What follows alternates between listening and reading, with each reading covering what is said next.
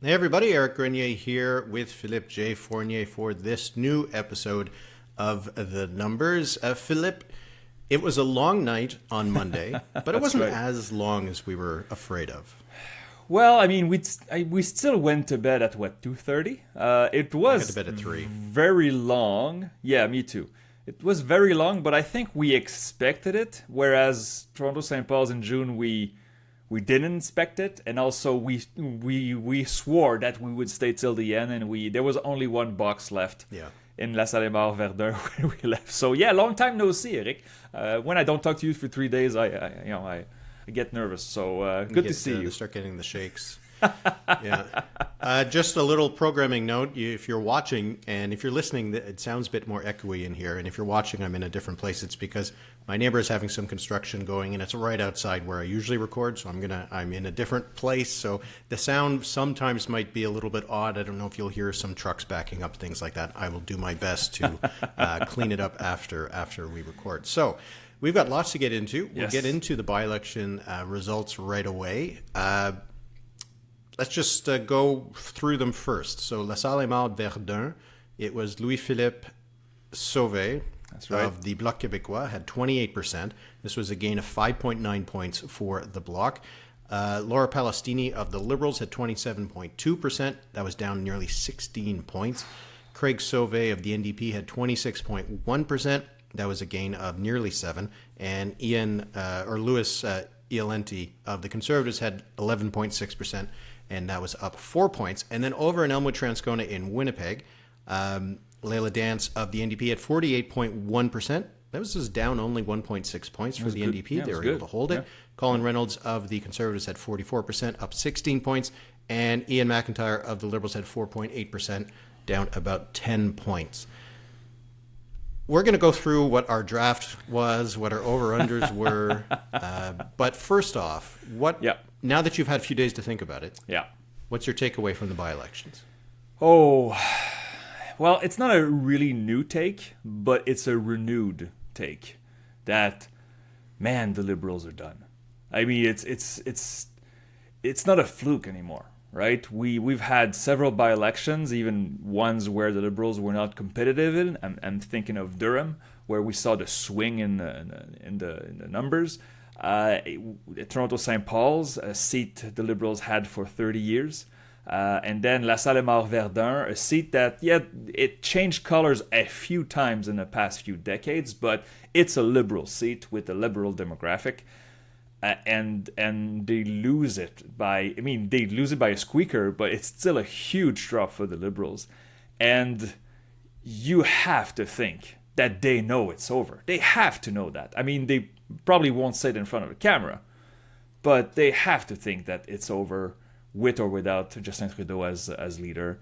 I mean, those results are catastrophic. You and I talked about this last week. What was the possible bracket for the Liberals? It was kind of low at the low end, and it was still high. I mean, I wouldn't have been surprised to see the Liberals get, 34% in that riding. But they got 27% and lost to the Bloc in LaSalle, Émard, Verdun. I mean, I don't know what morale is like in Ottawa within Liberal circles today, but it has to be extremely low because, damn, that's bad. What about you? Yeah, that's kind of it. The Simpsons with the pig flying in the air, and it's just a little dirty. It's still good. It's still good. It's just a little radioactive. It's still good. It's still good. It's just a little airborne. Yeah. It's still good. This is not good for the Liberals. There's really, you can't really overstate it, and you can't say it enough. These are bad results in ridings that are supposed to be good ridings. Even Elmwood Transcona was really problematic for the Liberals. We knew they weren't going to be in it. They only had 15% of the vote last time. But to drop to 5% in an urban riding, it just kind of shows that where the Liberals might be squeezed out by the other two parties, they could get seriously squeezed out. And then in ridings where they are in contention, they not getting enough of the vote to win. Toronto St. Paul's and LaSalle, Émard, Verdun, both of them were narrow losses, right? Only a 1 point, less than 1 point in Montreal. And Toronto St. Paul's, I think it was 2 points, right? 1.5, 41, 42, okay. It was close. That's the point. But these are not ridings that should be that close. No. This is the places in the center of the Liberal universe, really. Yeah. Toronto and Montreal can't get the vote out, and it just is very, very end times for the Liberals unless they change anything. And I'm not sure if you can look at these results and have the reaction like Justin Trudeau did on Tuesday morning, that it's largely the problem about people staying home. I don't think that was really the problem. Well, the Conservatives actually increased their vote in both of these ridings. Yeah. And also that people, almost in a way, it's because people haven't really woken up and paid attention to what's going on. And we just need to make sure they understand the stakes of these. That's not how these kinds of things work. People understand what's going on enough, and a drop of 16 points in Montreal, on the island of Montreal, after a drop in Toronto St. Paul's, it should be the break the glass kind of moment for the Liberals, but it doesn't seem like they want to break the glass. To be caught like a deer in headlights, but the headlights have been there for like 3 miles down the road, right? I mean, this is how they seem to be reacting. It's like, oh my God, I mean, our communication is bad. Well, thing is, when Trudeau said people stay home, he's right. His voters stayed home. You lost 12,000 votes in that by-election. So yeah, some of those voters from 3 years ago mostly stayed home, but some of them switched sides, and they didn't go vote for your candidate. And I mean, I don't want to say it's inexcusable, because that happens. We are clearly at the end of a cycle, and I will repeat what I said in prior podcasts. And it's okay to lose an election after 3 wins. I mean, Justin Trudeau has been there for close to a decade. He's been, whatever you think of him, he's been successful. But now we are at the end, and you risk getting humiliated even more, because I think that's already a humiliation, losing in Toronto and in Montreal in the span of 2.5 months. So we'll see how it goes, because we know in front of the camera, with a straight face, they'll have to minimize it and try to rationalize it. But you have to think that behind closed doors, there's some rumbling. I mean, we just had the news this morning, confirming the news that we already knew. Basically, is that Pablo Rodriguez now will sit as an independent. He quit the caucus and the cabinet, and he will focus on the Quebec Liberal leadership, which is, I think, such a bad timing. We'll get to that at some point later in the podcast. But I mean, Pablo Rodriguez, I remember the leak was in early August. Had he decided then to go for the Quebec Liberal leadership, I think it would have been better in the optics. Now it's obvious your ship is sinking, and now you're going to the provincial cousin.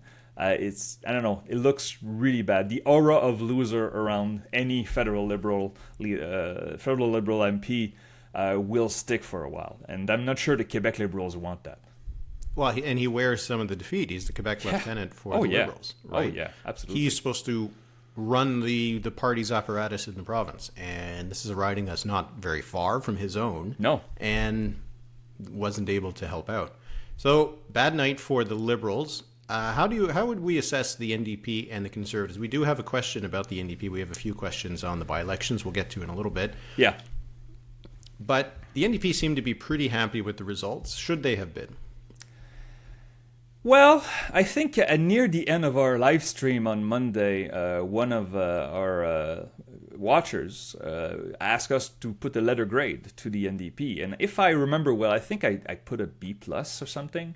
I mean, they held their vote in Elmwood, Transcona, which is what they had to do. Of course, the Conservatives climbed up, and you could see, the NDP could see the Conservatives in the rear view mirror, much closer than it was in the last election.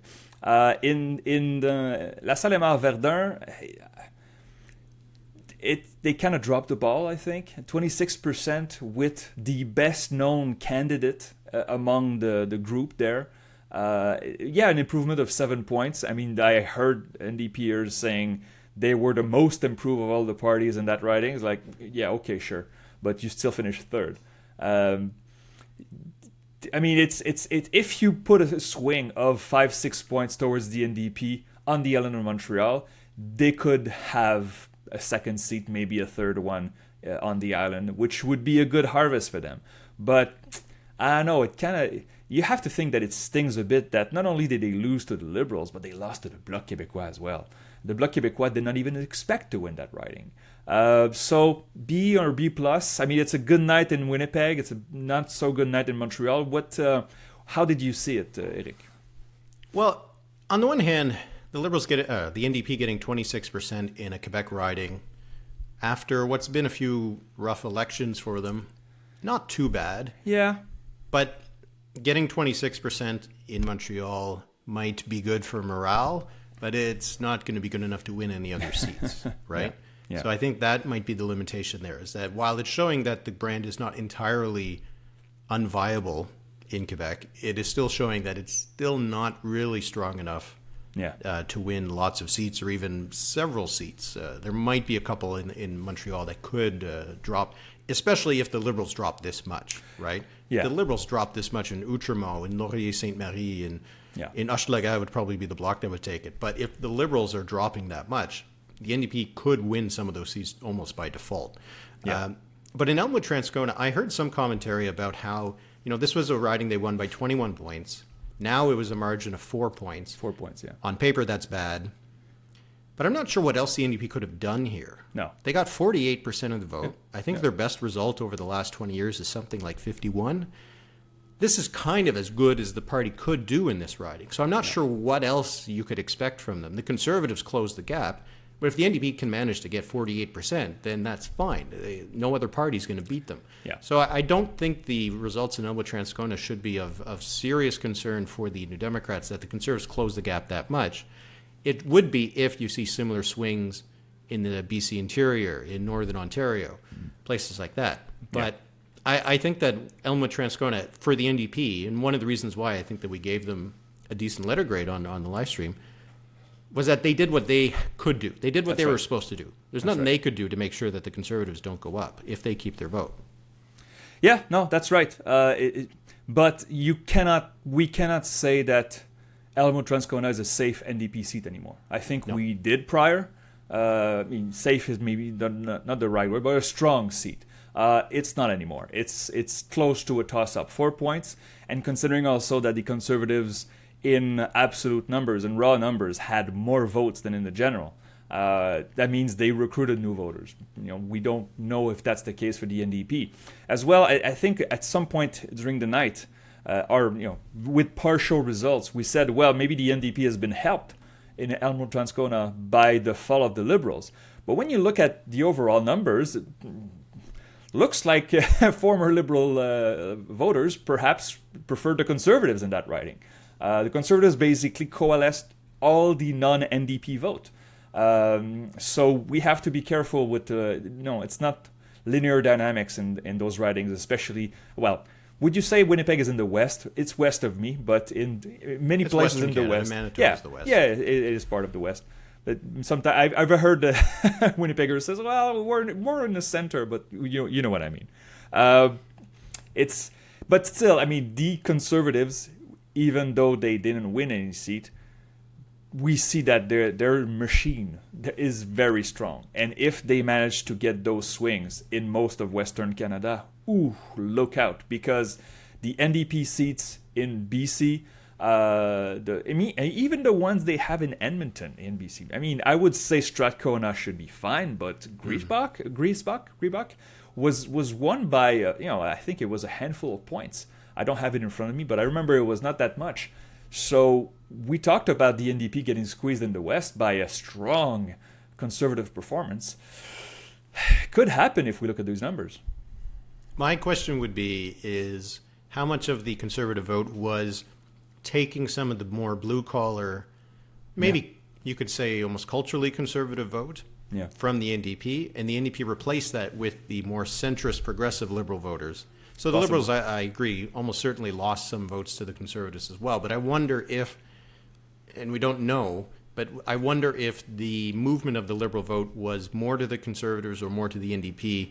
And it was more of a question of replacing voters for the New Democrats instead of just adding for the Conservatives. So that's something we don't know. And in other ridings, if the same kind of dynamic plays out, in Edmonton, if they lose some of the more working class vote, but the New Democrats gain some of the progressive liberal vote, they could still hold on to some of those ridings.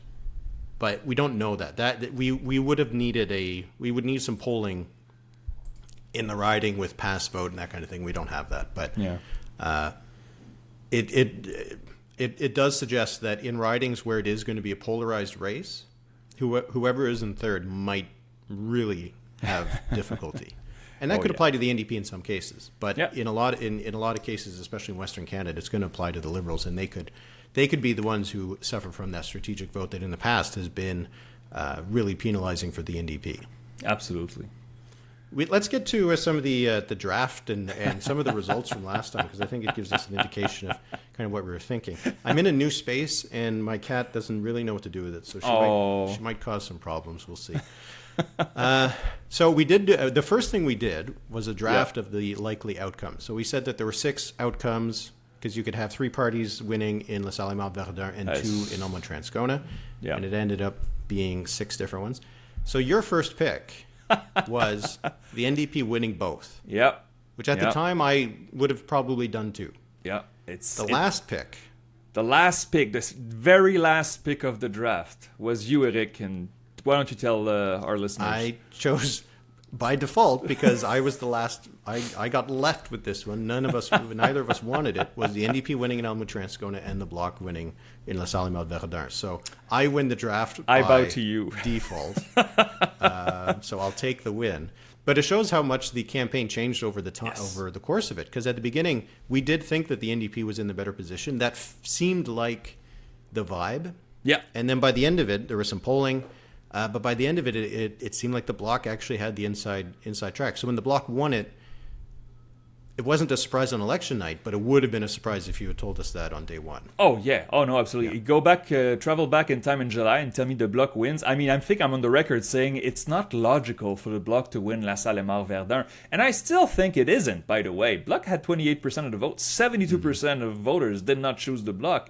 But in such a race where... I mean, the reason I chose the NDP early in the race was that the NDP had a head start. You would think that they would go through the riding, get those postal codes, phone numbers, and emails, and that they would harvest more people to go towards Craig Sauvé. And maybe they did, but clearly they didn't do that enough. I mean, the Bloc Québécois named somebody who wasn't known at the last minute, and they did not put the efforts in earlier on, and they still won. So that NDP brand, I've been asked the question.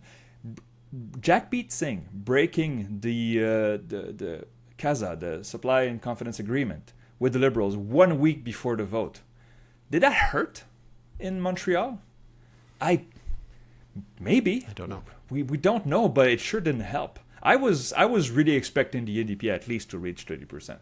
Of course, those who say that, but we have a question on this. My projection for the riding that I did on Sunday turned out to be really good, and I had the NDP in third, but it felt like I was underestimating the NDP because they had 2-3 months to prepare, 3 months more than their rivals, and they still came out third. So we also, at the end of the campaign, we did our over-under lines, as usually do. That was our previous week's episode.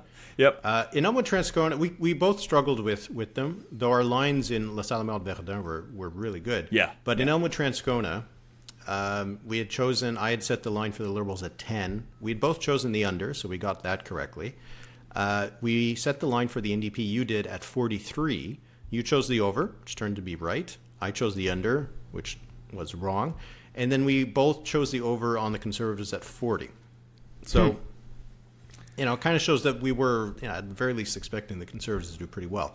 In LaSalle, Émard, Verdun, we should be pretty happy about these lines. We put the Bloc at 30, the NDP at 27, the Liberals at 27, and the Conservatives at 12. Right. It's all within 2 points for all of them. But we weren't right over all the time. So for the Conservatives at 12, you had chosen the under, which was right. They got 11.6. I chose the over. For the Bloc at 30, Yeah. You put the Bloc at 30, Yep. and you chose the over, which didn't happen. I chose the under. We had the NDP at 27, so they got 26.1. So we both close. chose the over. Yeah. It was pretty close. And then we had the Liberal line at 27. They got 27.2. You chose the under. You were totally off on that. Totally off. And What am I doing? I chose the over. I was right on the money. So we ended up tying on our over-unders at 4 apiece, which actually almost seems to happen all the time. It's rare that one of us comes out way ahead. But what I like about these is that it does show that the results, while they included some surprises, Yeah. were explainable by what we were expecting, hearing on the ground, seeing in the polling that was available. So I always think that's good, especially for people in our line of work. Yeah, I mean, the over-under when Liberal 27, they had 27.1. So the line was 0.2. So the line were was off by perfect. 0.2. So this is fun. It's funny that we are tied.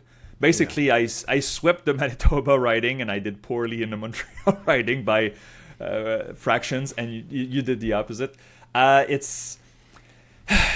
These are so much fun. But again, the draft, I want to go back to the draft because, you won on the last pick. But when it was my time for my last pick, the 5th overall, I remember saying, well, my first 2 picks have the NDP winning in Transcona. And you seem to be pretty bullish on the Conservatives winning. Mm-hmm. And I said, well, I can't just take 3 picks with all the NDP in Transcona. That doesn't make any sense. So I'm going to take the maximum chaos. I'm going to take the Bloc in Montreal and the Conservatives in Winnipeg. And I left you the winning pick, which I think is really, really funny again. That was my plan all along. It was all along. That's right. I mean, but it's funny because, again, on the stream, and if you didn't watch the stream, next time be with us because it's always a fun time. But if we had redrafted, like on a prior episode, I don't think I would have taken the double NDP. I would have put the Bloc higher, and I would have been a bit more bullish, like you were, on the Conservatives in Winnipeg. But it's too late now. But hey, it's always that's why we draft all the way to the end. Sometimes you find a diamond in the rough. Yeah, and like I said on the live stream, my pick was the Patrick Hornquist pick. Patrick Hornquist, that's right. The hockey, he was a player who was picked at the very last spot in the draft, and he had a very long career. Won at least one Stanley Cup with the Wings, right? Red Wings. I think he won one with the Penguins and maybe the no, he wasn't with the Panthers. Yeah, he played for both. No, that's true. Okay. Anyway, this is not a hockey podcast, but just shows that you just need to go right to the end. So we all got a scare yesterday, Tuesday. We did? About a confidence vote. Oh, we didn't. Yeah. The Conservatives were given next Wednesday as an opposition day to put forward a motion of non-confidence if they want. They said they will. Their wording is going to be, we don't have confidence in the Prime Minister and this government. And for a minute, it seemed like, oh no, there might be an election next week, starting next week.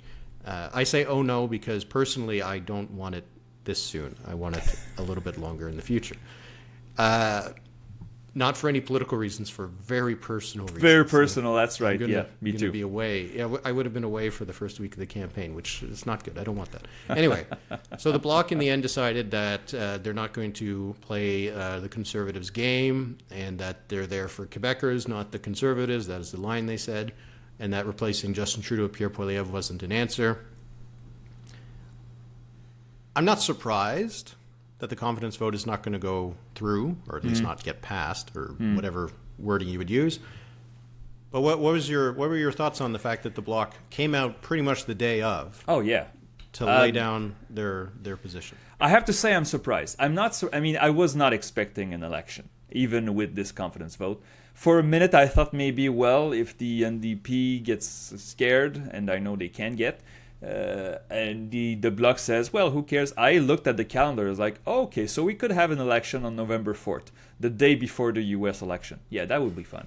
But it did not make much sense for the Bloc Québécois, considering we had, it's not just that they decide with polling, but we had a poll from Ipsos that we talked about last week, I believe.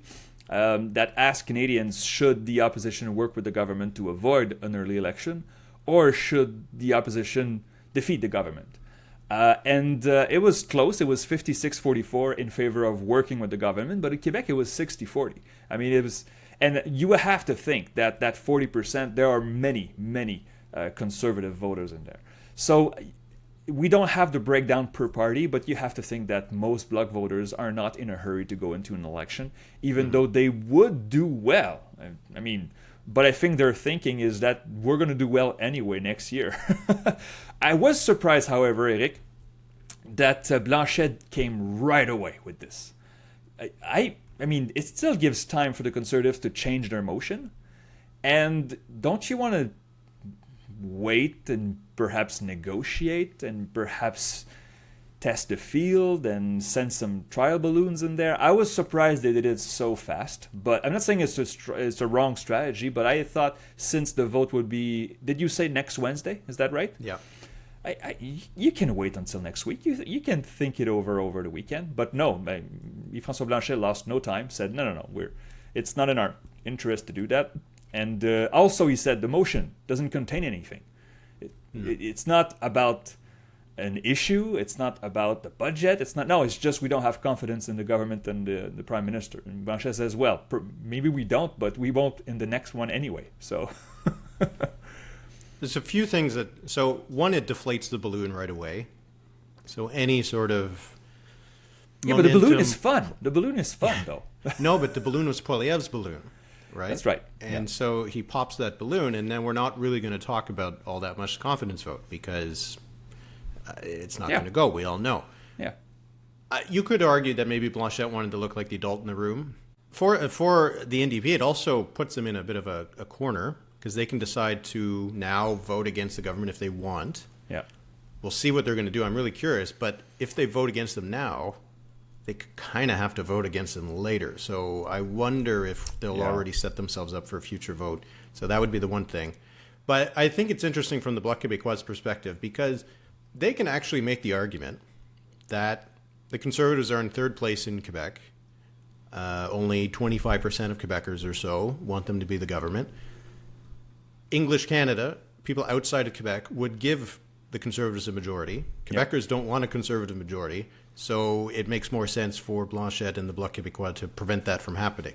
Because he can say, like, he could even pretend that they'll win all 78 seats in Quebec, but it's people outside of Quebec that will make this decision and impose a majority Conservative government on Quebecers. Right. There's an argument there that they can actually make, which is actually a legitimate argument that is backed up by facts, because right now... What, the Conservatives could win 15 seats in Quebec and 200 in the rest of the country? That's right.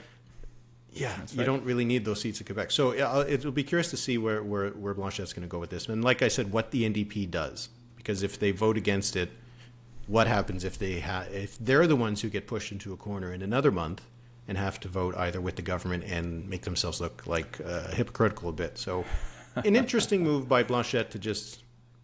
put the cards out on the table right away, and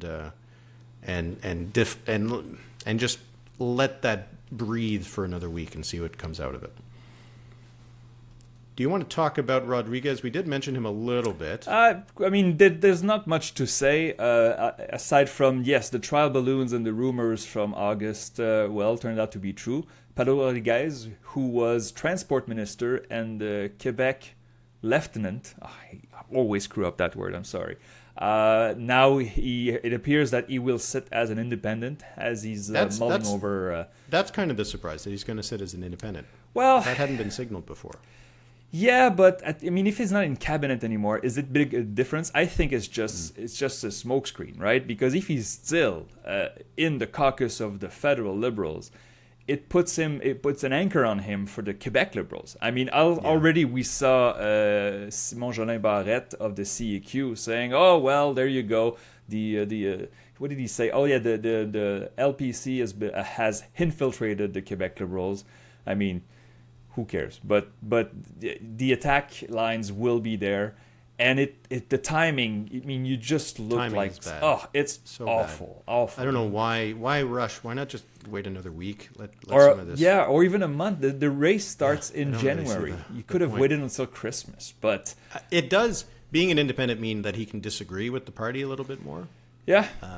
Which Could might vote be- again. Could vote no confidence next week. So, no, he won't do that, right? No. But does it change the Quebec Liberal race? We'll talk about it sooner than later when we have new numbers. I expect now pollsters in Quebec, such as Léger, will poll regularly to see the pulse of Quebecers on the QLP leadership race. But I don't know, man. It leaves a bad taste, leaves a bad aura around Rodriguez that he did this now. So Yeah.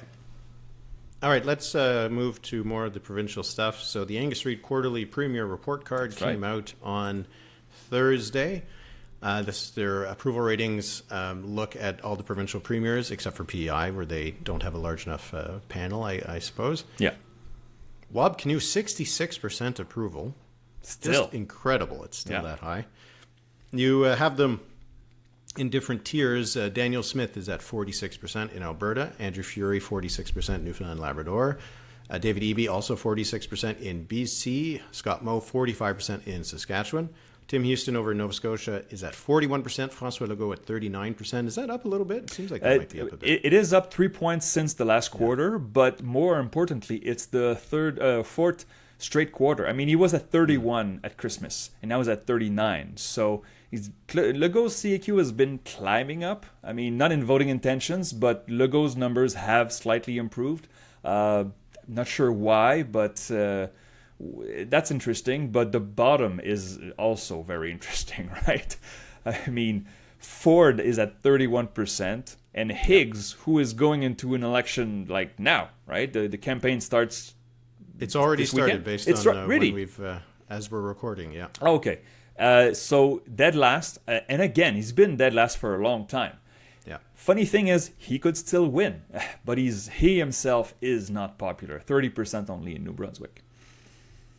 Out of the three that are going to the polls in the next month, David Eby at 46%. That's pretty good in a two-way race, though. We see that we'll get to it later. That could be not enough. Scott Moe at 45%. Probably good enough again in a two-way race. And Higgs at 30%, as you said. Not so good, but in New Brunswick, the PCs can win if they get 36% of the vote, right? That's right. And potentially even less. So they're not in an awful position. But I still find it remarkable that Wab Canoe is at 66% a year after. You don't usually, first of all, you don't usually see that level of approval rating for anybody. Yeah, first thing. Well over 60. Sometimes Brad Wall used to sometimes get in the 60s.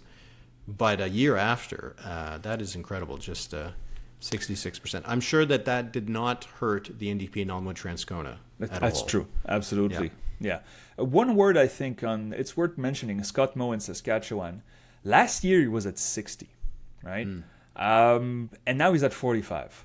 I mean, we mentioned the Saskatchewan race. We don't think... I mean, we think it could be much closer than he used to be. But again, the map is just not good for the Saskatchewan NDP. But Scott Moe's popularity is down. And so at some point, if he's at 45 approval rating, that means he's starting to be an anchor for his own party. Now, I think the party brand is stronger than him. That's been the case for a long time. But I don't know. I mean, perhaps we'll have to watch Saskatchewan a little closer when it starts. We'll see, but I'm intrigued by that. Down 4 points for Scott Moe since the last quarter. And let me check. What was the sample size for Saskatchewan? It was 355. That's plus or minus 5. So it's within the margin of error, but it's at the edge of it, right? Interesting. How about we go to British Columbia? The polls. We got 2 polls over the last couple of days. The election, the writ drop, I think, is going to be over the next couple of days. I think it's Saturday. Yeah. Yeah. We had a poll from Research Co. 44% NDP, 42% Conservative, 10 Green, 3 others. We have to talk about the others now. And for Main Street, 46% Conservatives, 44 NDP, 7 Green, 3 others. Both polls, 2-point gap. The online poll has the NDP narrowly ahead. The IVR poll has the Conservatives narrowly ahead. Yeah. Toss-up. Toss-up election. I mean, I will update my BC projection.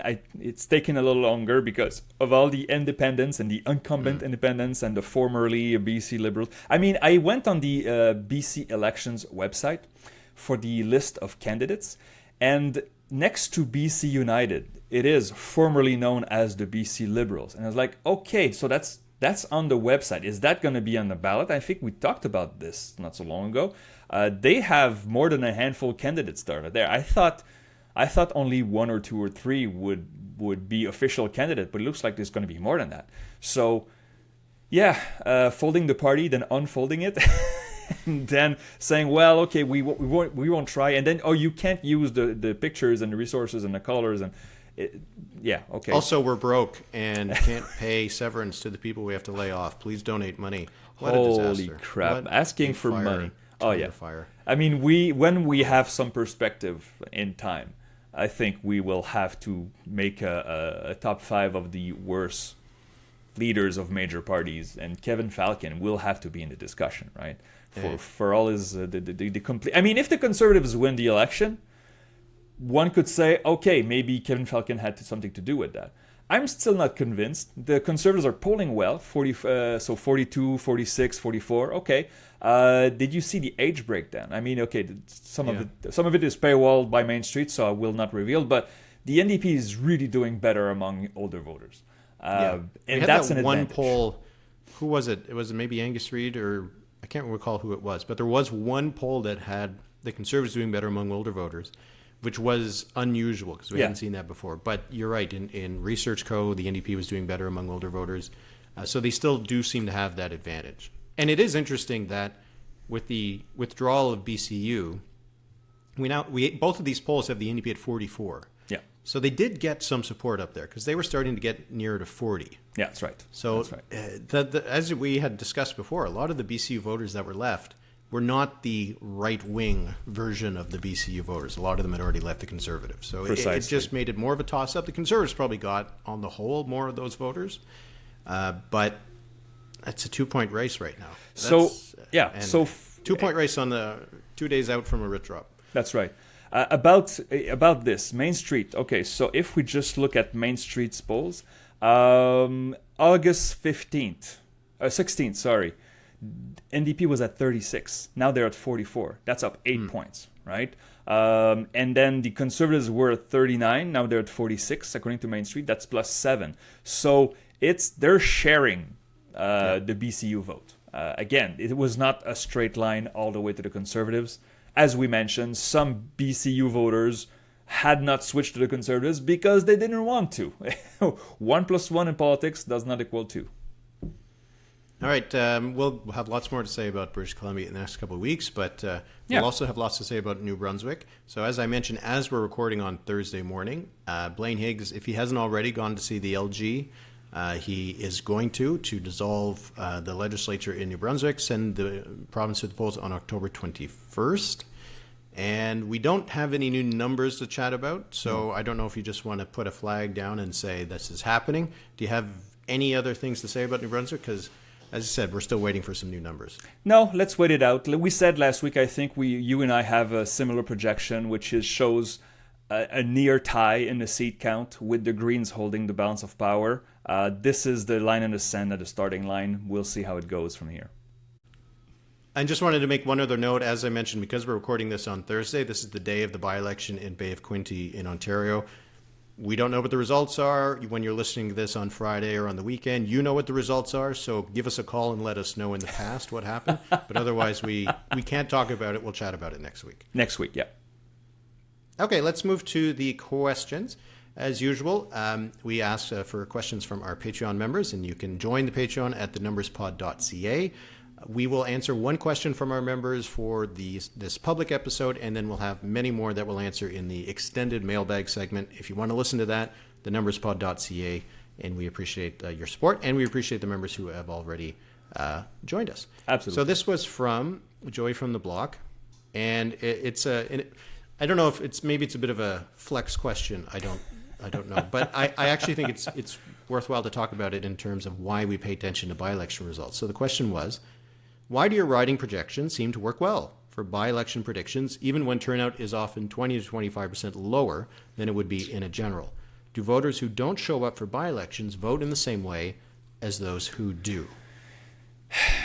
Well, first, thank you, Joey, because it's true that those two by-elections, my numbers were really close. I said on the stream that I expect to be within a certain range of the numbers. In LaSalle, Émard, Verdun, it was perfect, and some of that is luck because. And some of it was the help of the riding polls, right? Yeah, the riding polls helped, and Main Street had a decent riding poll in LaSalle, Émard, Verdun. They should be happy about that. The thing is, okay, when we talk about decided voters and decided in leadings, and we cut out the undecideds, even if there's 10, 15% of undecideds in a poll, you look at the decided voters, and usually you get pretty close to the real count.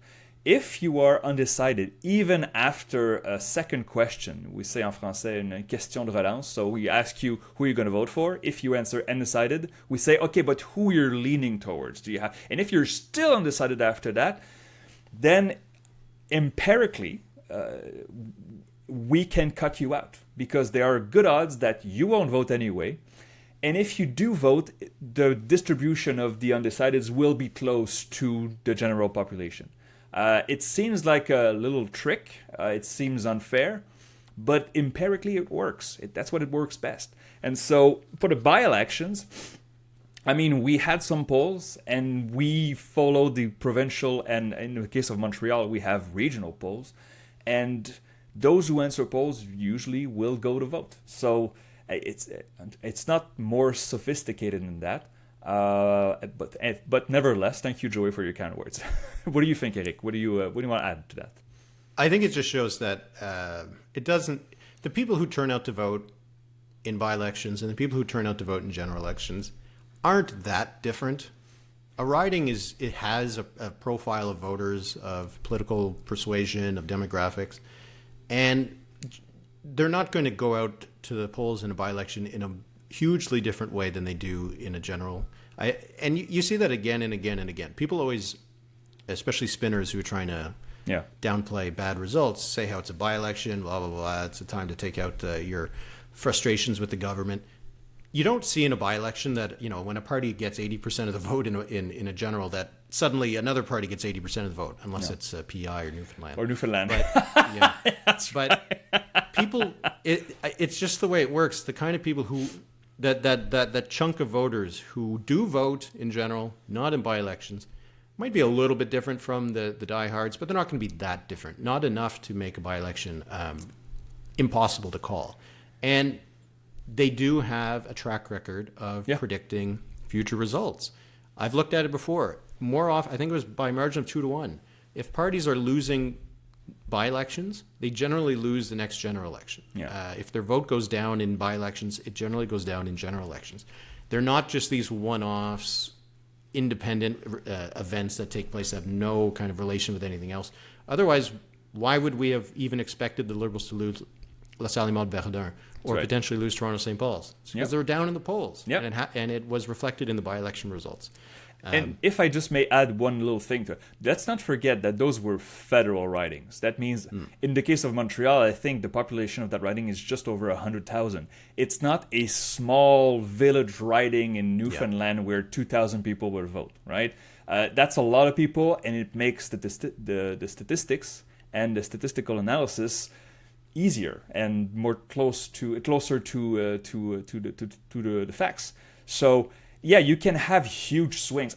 If, let's say on Monday night, LaSalle, Émard, Verdun, the Bloc got 55% of the vote, then just throw your computer away and don't do any polling, because that would have been insane.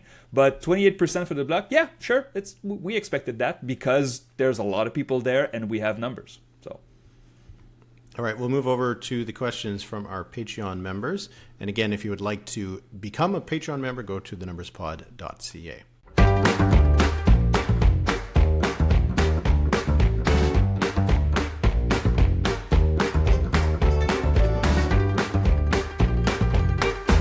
All right. I think you said you have a quiz. A theme Okay. quiz. It's a very, I'm testing your memory. I know you have your every election project, but do you have every by-election project, Eric? I don't. And I would like to give also a shout out to my pal, Joseph Engolano. He's CEO of Palace Data. He had a post yesterday on, according to him, the most influential by-elections, federal by-elections in Canadian history, and he went as far back as the 40s. But it gave me ideas, and I stole some of his. So, Eric, it's a very simple quiz. I will give you a date and a riding where a by-election occurred. You have to tell me which party had the riding, and then which party won the riding in that by-election. Okay? All right. Very simple.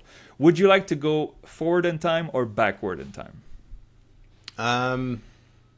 Most recent first? I think most recent first. So I have here 8 by-elections in my lifetime. I did not go further back than that. Oh, Well, I mean, we'll see how it goes. Gold is 8 for 8. Silver is 7 for 8. And bronze is that's a 6 for high 8. bar. Well, the thing is, some of them I think are pretty easy and you should know, but I'm testing your memory. So let's go. Okay. On June 30th, 2014, there was a federal by-election in Trinity, Spadina. Who had that seat prior, and who won that seat that night? So the NDP had the seat because it was Olivia Chow. She resigned to run for the Toronto mayor. And it was Adam Vaughan who won it for the Liberals. You are correct, although I see in my notes it's Adam Vaughan. But you are... You might want to check your notes again. I love that. I love that story. All right, so you're 1 for 1. That was an easy one. Okay. Speaking of Vaughan, or Vaughan, as you say, we go to November 29, 2010, in the riding of Vaughan. Who held that seat, and who won that seat? Who won it was Julian Fantino of the Conservatives. That is He was correct. a former Toronto police commissioner, or chief of police, or whatever his title was. And I think it was a gain. So I'm guessing it was the Liberals who had held it before. And you are correct. It was Maurizio Belvilacqua. Bevilacqua. That's right. So you're 2 for 2. Pretty good. Okay.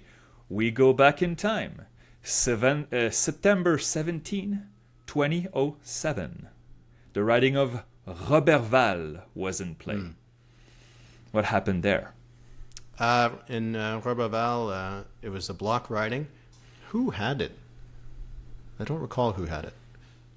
But it was won by the Conservatives. It was Denis Lebel who won it for the Conservatives.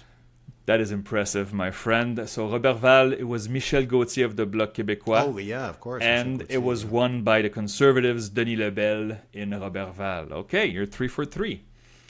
Going back in time. May 13th, 2002. There was a by-election in Windsor West. In 02. So prior to the modern Conservative Party. Oh, this was, it was a Liberal riding. I don't remember who it was who had it before, but then it was won by Brian Massey of the NDP, who I think might be their longest serving MP right now. It would be, because you are correct. It was Herb Gray of the Liberals who had it before, and the NDP won Windsor West in 2002. You are 4 for 4. Okay. September 14th, 1998. There was a by-election in Sherbrooke. Well, I mean, that would have been Jean Charest's riding when he ran for the Quebec Liberals, but then who won it? Oh, I don't know. I don't know who won it. So it would have been PC, Jean Charest. That's right. And then I'm going to guess that the Bloc took it. And the Bloc took it with Serge Cardin. It was a good period for the Bloc Québécois, the late 90s, right? So 1998. Okay, we have 3 left. You are in a good position for a medal. This one, I don't know. This one I kind of like. March 13, 1989. There was a by-election in Beaver River. Oh, yes. That would have been held, I guess, by the PCs. I don't know who it was. But that was won by Deborah Gray of the Reform Party, and it was the first seat that they won. The first Reform seat, absolutely showing that the Reform was for real. Because in the 88 election, the Reform, I believe, had something like 200,000 votes in Alberta, but did not get any seat. The PC did super well. But it was John Dahmer of the PCs who died and had to be replaced, of course. And Deborah Gray, you're right. Okay, you're 6 for 6. Going back in time. I'm surprised you skipped over Ducep's in 1990. Well, it was too obvious, right? Too easy? The first Bloc seat. But the thing is, interestingly enough, about Ducep, when I looked at the reference, they say it was a gain by independent. The Bloc wasn't an official party yet. It wasn't, yeah. So, but it became the Bloc, obviously. But anyway, didn't want to play on that technicality. August 17, 1981. No, so that's prior to your birth. There was a by-election in Joliette. 1981 in Joliette. Who would have resigned? Who would have? I have no idea. I'm going to guess it went from Liberal to PC. Okay, that's your first strike, my friend. Here's the story. LaSalle of the PC was the only non-Liberal seat in Quebec federally. Pierre Trudeau had done very well in the 1980 election, won 74 of 75 seats. LaSalle resigned to run for the Union Nationale in the Quebec election in 81. The Union Nationale got wiped out. And then LaSalle decided to run in his own federal by-election and won it. Oh, really? It went from PC to PC. And from LaSalle to LaSalle. So that's very good. That's a very good one. Okay, I thought you liked this one. And that's someone doing a U-turn in their political career. Whoops. Sorry. I didn't mean that. And he won it, right? Because, I mean, Joliette is pretty anti-liberal. Okay, one last one. You are 6 for 7. You're going for silver. November 19th, 1979. There was a by-election in Prince Albert. Oh, well, that would have been because John Diefenbaker died. So it would have been a PC. And then who would have won it in 1979? What date of 1979? November 19th, 1979. So what, 2 months before the general election? Yeah. But that would have been during the Clark years, and they were pretty unpopular. Right. So I'm going to say that the Liberals won it. No, it couldn't have been the Liberals. NDP. I need a final answer here. No, the Liberals wouldn't have won Prince Albert because they didn't win any seats in 1980. So I'm going to say it was the NDP that won it. It was Stan Hovdebo of the NDP. You are correct. So 7 out of 8, and you only miss Joliette, which is funny. And I, by the way, Joseph told me that MP resigning his seat and then winning his own by-election happened also with Sheila Copps. I think it was in 96 or something. Do you remember that? No. It was about the GST. She had said she would resign on the GST. She did resign, and then she decided to run in her by-election and won it. It was in one of the Hamiltons. So, but anyway, very, very well. Good job, Eric, as usual. That was fun. That was a good one. All right, number of the week. How about I go first? Because I don't know if mine's all that terrific. Anyway, mine is 15.9. So this was the gain that the Conservatives made in Elmwood Transcona in terms of vote share. It was very similar to the 16.8 gain they made in Toronto St. Paul's. And why I think these numbers are interesting is that in both cases, they beat what the polls suggested they should have gotten, if we're looking at regional kind of swings. So it shows that in these ridings, where they're in contention, where they can put in some resources, they can do better than even the polls would suggest. So I think that it's interesting that they made 16, 17-point gains in these last two by-elections where they were in the running to win them. Very well. My number of the week is not from polling data, but it's 45. And I think this is the new expected threshold for the Bloc Québécois after that by-election. It may be a bit high. But But as I said, if you factor in now that around Montreal, there are a handful of seats that Bloc can win from the Liberals. In the townships in Sherbrooke and Brome-Missisquoi and Châteauguay, all of these Liberal seats that were won by close margins can go to the Bloc now. They can expect that. And so I think the new threshold, the new Bloc Québécois should be 45 seats. It would be the first time since 2008. And I have more of that in my column in L'Actualité. If you read French, go check it out on Thursday night. All right, very interesting. That'll be it for this week's episode of The Numbers. We're going to go a week without chatting this time, so we'll see how we go for that. I hope it'll be okay. Well, you Please never check know. in. Let me know. Send me some texts to tell me you're okay. And if you'd like to support this podcast, you can go to thenumberspod.ca. Joining gets you the extended mailbag every second week. Every second week, we also have an exclusive episode just for members. You get to join the Discord, and you get early episodes on Thursdays rather than on Fridays. So we appreciate your support. And Philippe, I appreciate you. I appreciate the time that we've had together this week. And I'm looking forward to chatting again in 7 days. Thank you very much, Eric. And we'll do more of these streams in a short while because of provincial elections that are coming up. We'll discuss that later. But thank you, Eric. Merci beaucoup, tout le monde. We appreciate your support. Talk to you very soon.